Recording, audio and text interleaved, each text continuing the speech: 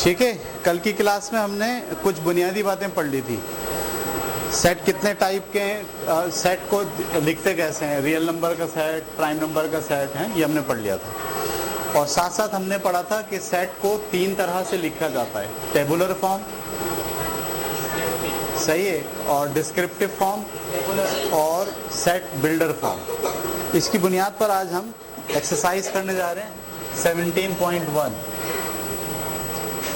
17.1 का पहला सवाल कहता है right the following set in tabular form.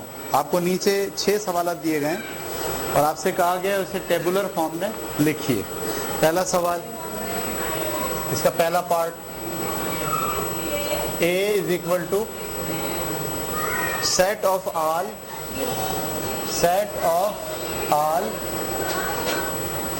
Integers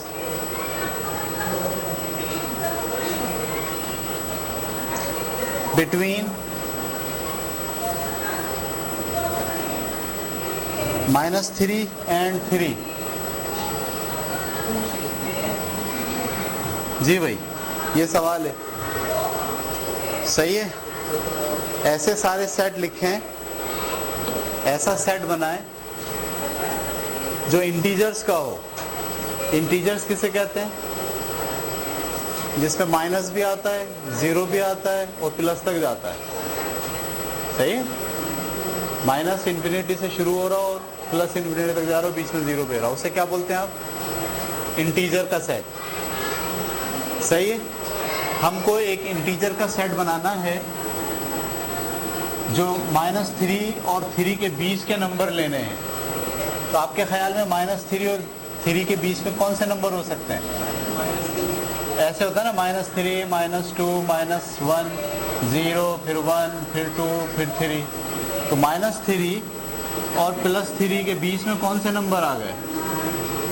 तो आ गए -2, -1, -0, -1, -2। ठीक है, ये आपने टेबुलर फॉर्म बनाई है। टेबुलर फॉर्म किसे कहते हैं? जिसमें सेट इस तरह से जाहिर हो और सारे मेंबर लिखे हुए हों, उसे टेबुलर फॉर्म कहते हैं। ये किस फॉर्म में दिया हुआ था? डिस्क्रिप्टिव फॉर्म में दिया हुआ था। समझ में आ गई बात? ये पहला सवाल हो गया, उतार लीजिए। इसके बाद दूसरा सवाल भी मैं कर रहा हूँ, आप इसको उतारें।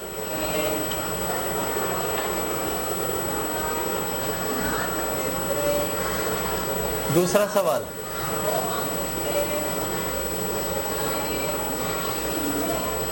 B is equal to set of composite numbers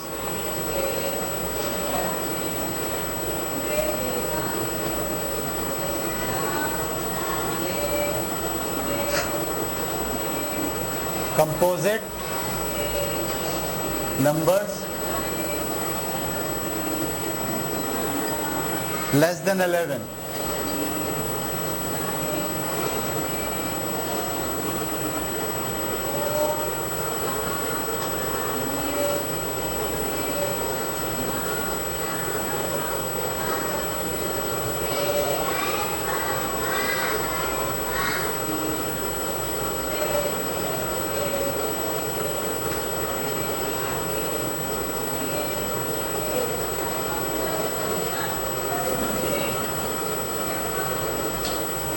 ठीक है, कंपोजिट नंबर का सेट क्या होता है? कल जितने हमने सेट पढ़े थे उसमें कोई सा भी सेट कंपोजिट नंबर का नहीं था, याद है आपको?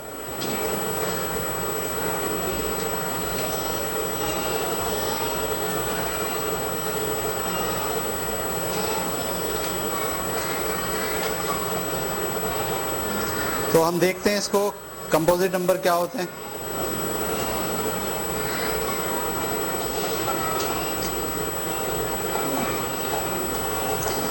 अच्छा, हमने एक सेट पढ़ा था प्राइम नंबर का सेट।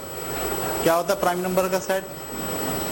ऐसे नंबर्स जो किसी भी टेबल में ना आते हो। जैसे 2 है, अब आप बोलें 2 तो 1 के टेबल में आता है, 1 का टेबल हम तस्वर नहीं करते। प्राइम नंबर वो होते हैं जो अपने टेबल के अलावा किसी और टेबल में नहीं आते, किसी और नंबर से नहीं करते। 2 था, 3 था, 5 था, 7 था, 9 नहीं था।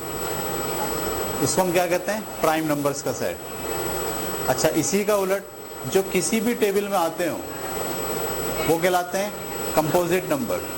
जैसे 4 है, 6 है, 8 है, 9 भी होगा क्योंकि वो 3 के टेबल में आता है। तो प्राइम नंबर का जो उलट होता है उसे क्या बोलते हैं? Composite number. ये बात समझ आ गई? प्राइम नंबर क्या होता है? ऐसे नंबर्स किसी टेबल में नहीं आते अपने अलावा। और कंपोजिट नंबर क्या होते हैं? जो दूसरे टेबल में आते हैं उन्हें हम कहते हैं कंपोजिट नंबर। तो इन्होंने लिखा है कि बी एक सेट है ऑफ कंपोजिट नंबर का, यानी वो नंबर जो किसी टेबल में आते हों और वो नंबर छोटे हों किससे? 11 से। बनाते हैं इसका सेट। बताइए कौन कौन से नंबर होंगे? 4, 2 नहीं होता, 3 नहीं होता कंपोजिट, 4 होता है, 6, 8, 9 भी आता है और 10। तो ये क्या हो गया? सेट हो गया। उतार लीजिए।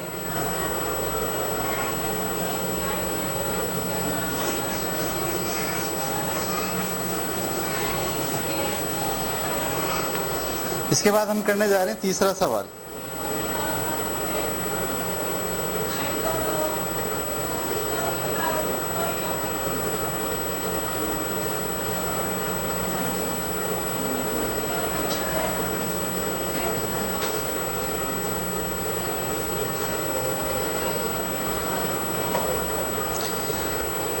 तीसरा सवाल,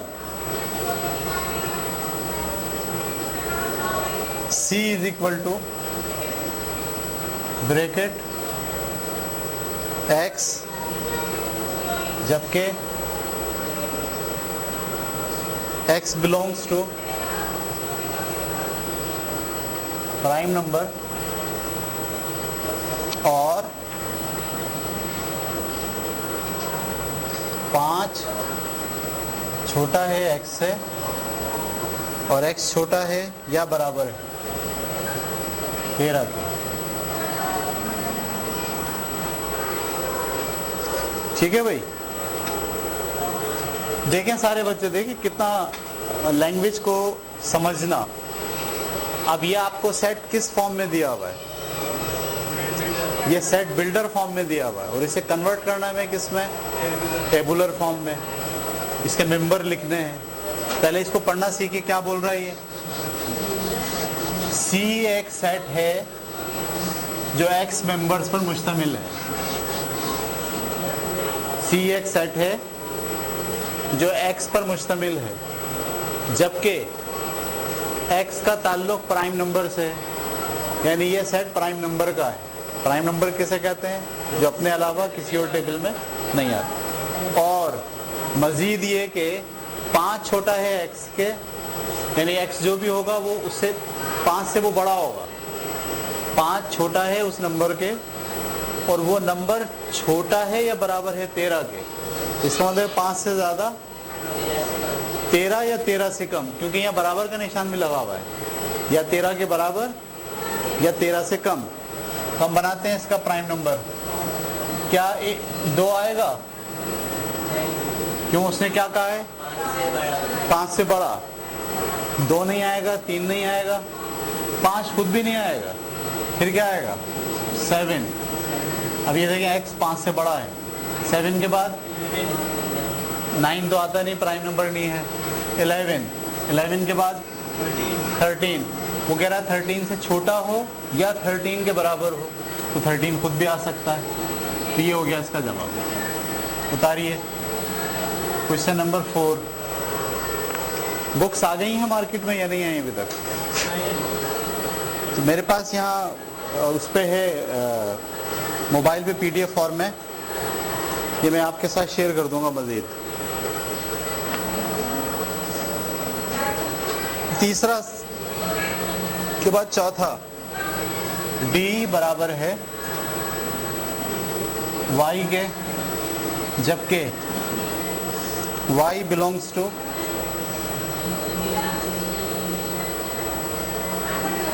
O बनाया हुआ O, जबकि 7 छोटा है y के और y छोटा है 17 के। जी भाई, ये O क्या होता है? कौन सा सेट है ये? ओड नंबर का सेट। ओड नंबर क्या होते हैं? जिनके जोड़े नहीं बनते, 1 3 5 7 ये। तो ये क्या कह रहा है? डी एक सेट है जो y पर मुश्तमिल है, जबकि y ओड नंबर का सेट है। और ओड नंबर क्या है मजीद ये कि 7 छोटा है y से, इसका मतलब है y की वैल्यू 7 से बड़ी होनी चाहिए।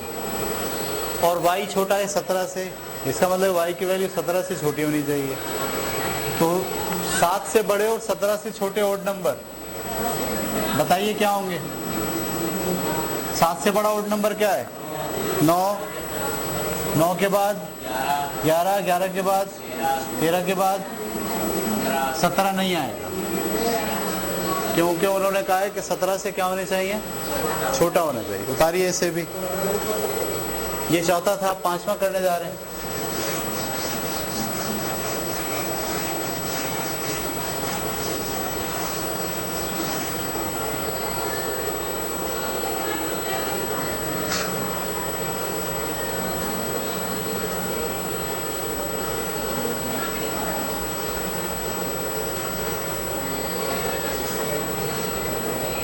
पांचवा,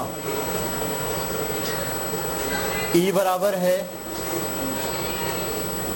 Z के, जबकि Z belongs to real number. और मजीद ये कि Z स्क्वायर बराबर है 121 के। जी भाई, पकड़ पाया आप क्या कह रही है? E एक सेट है जो Z पर मुश्तमिल है और Z का ताल्लुक रियल नंबर से है। रियल नंबर का मतलब उसमें रैशनल भी होते हैं, इरेशनल भी होते हैं, पॉइंट वाले भी होते हैं, बगैर पॉइंट वाले भी होते हैं। सही है। और मज़ीद क्या बात कही गई है कि वो जो नंबर है जब उसका स्क्वायर करें तो क्या आना चाहिए? 121। ऐसा कौन सा नंबर है जिसका स्क्वायर करने? 11, प्लस में भी माइनस में भी।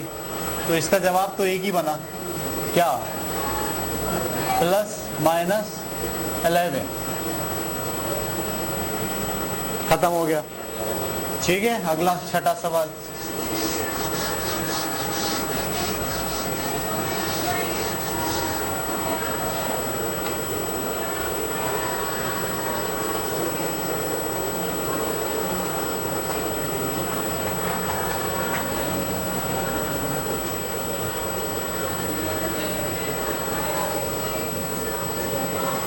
छठा सवाल है F is equal to, bracket के अंदर लिखा हुआ P, जबकि P जो है बिलोंग्स टू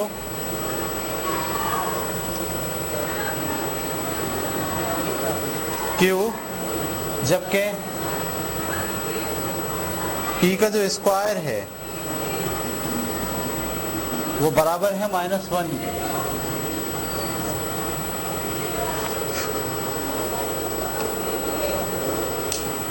ठीक है भाई, देखिए क्या बोल रहा है ये। Q कौन सा सेट होता है? रैशनल। अगर Q पे डैश लगा होता तो क्या होता? इरेशनल। तो ये कह रहे हैं F एक सेट है जो P पर मुश्तमिल है और P का ताल्लुक रैशनल सेट से। रैशनल का मतलब ये स्क्वायर रूट में भी हो सकता है, फ्रैक्शन में भी हो सकता है, और पॉइंट के बाद ख़त्म होना है, ये वो है। मज़ीद ये बात बताई गई है कि अगर उस नंबर का स्क्वायर करें तो जवाब क्या आना चाहिए? -1। तो भैया ऐसा कौन सा नंबर है कि इसका स्क्वायर करने से -1 आता है? वो नंबर है -1 का स्क्वायर रूट। इसका अगर स्क्वायर करेंगे तो क्या आएगा? -1। समझ में आ रही बात आपको? इसको प्लस माइनस भी दे, ये रियल नहीं है, सिर्फ कौन सा था, ये रैशनल था। रैशनल में प्लस माइनस आता है, देखो जरा, रैशनल में सारे नंबर प्लस माइनस में आते हैं, नहीं है? आपको कल लिख पाया था, देखिए रैशनल में प्लस माइनस आते हैं, नहीं, बस प्लस माइनस लगाने की जरूरत नहीं है, बस ये इसका जवाब होगा, अंडर रूट माइनस का 1। ठीक है, तो ये हो गया ना पहला सवाल। पहले सवाल के 6 पार्ट थे और हमने 6 के 6 पार्ट कर लिए।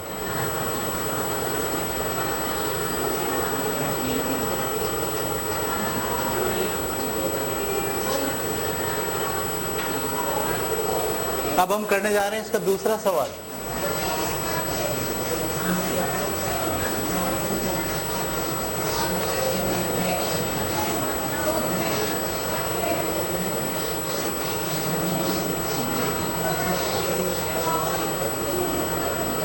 दूसरे सवाल में लिखा है right the following sets in set builder form. अब आपको सेट दिया हुआ है या तो डिस्क्रिप्टिव फॉर्म में या फिर टेबुलर फॉर्म में, और आपको उसमें कन्वर्ट करना है सेट बिल्डर फॉर्म में। तो मैं लिख रहा हूं पहला सवाल, ये दूसरे सवाल का पहला पार्ट है।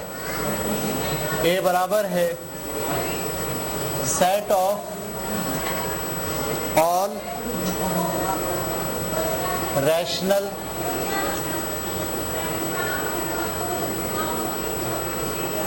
numbers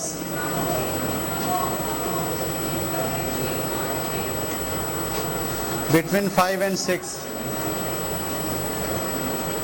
5 and 6, ये है पहला सवाल। 5 और 6 के दरमियान जितने भी नंबर आ रहे हैं वो सब के सब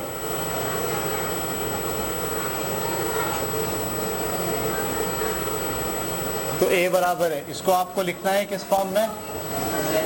फर्ज करें वो एक्स पर मुश्तमिल है, जबकि एक्स का ताल्लुक किससे है? वो कह रहे हैं रैशनल है। रैशनल को किससे लिखते हैं?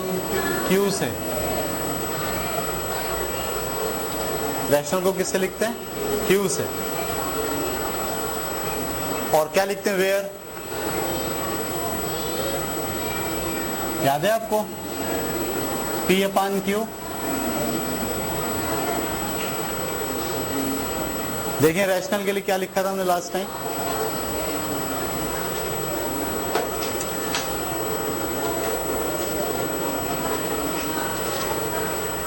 रैशनल का जो सेट है वो कैसे लिखा जाता है? नहीं, यूं नहीं लिखते एक्स बिलोंग्स टू क्यू, बल्कि क्या लिखते हैं? एक्स बराबर है पी अपान क्यू। ठीक है, और फिर क्या लिखते हैं? Where P and Q,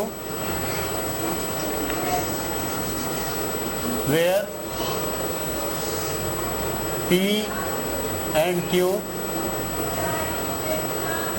belongs to Z, integer number से उसका ताल्लुक होता है, और Q बराबर नहीं होता किसके? 0 के। लेकिन हमें इसमें लिखना 5 और 6 के दरमियान, 5 और 6 के दरमियान।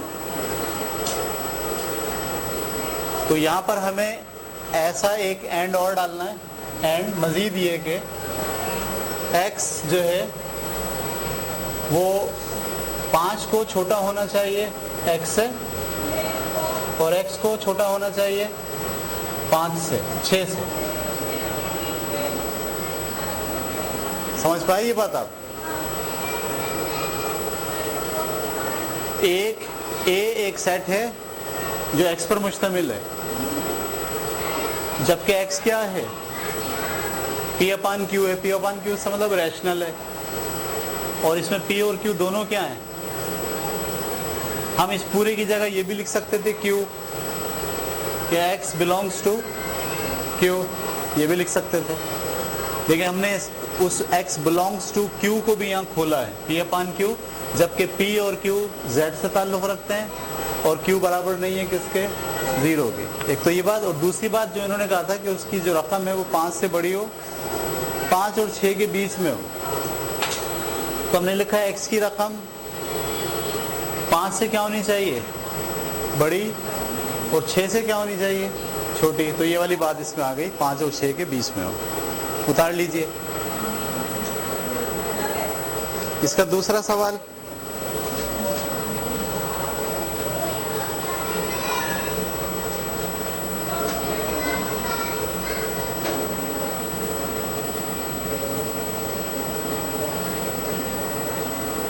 डी बराबर है,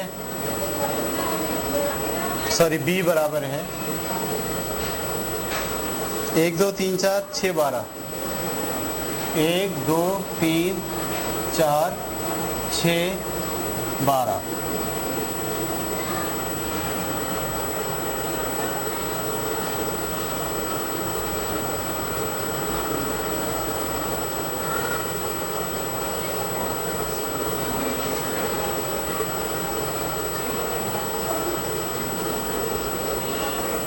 ठीक है, तो ये कौन से नंबर हैं?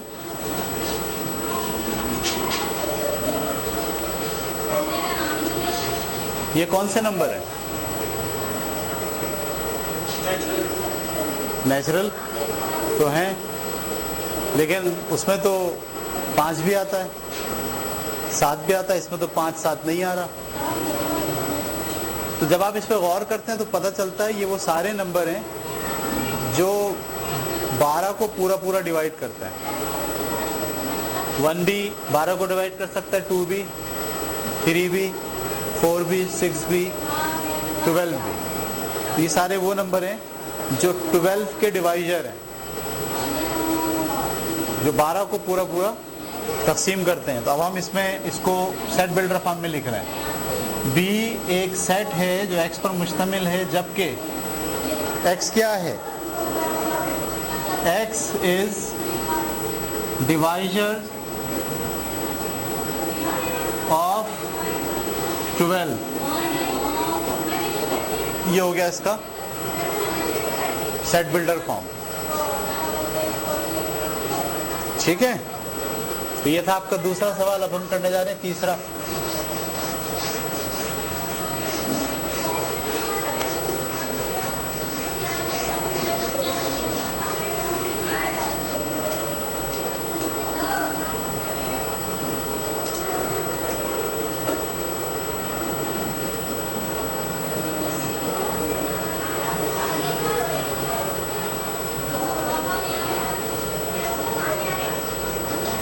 तीसरा सवाल है,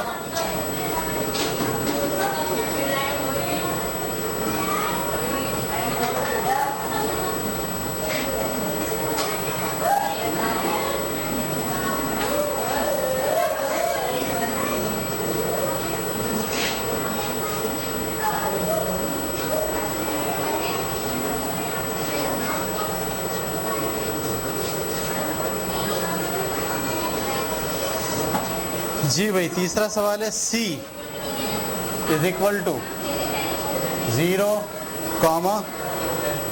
प्लस माइनस 1,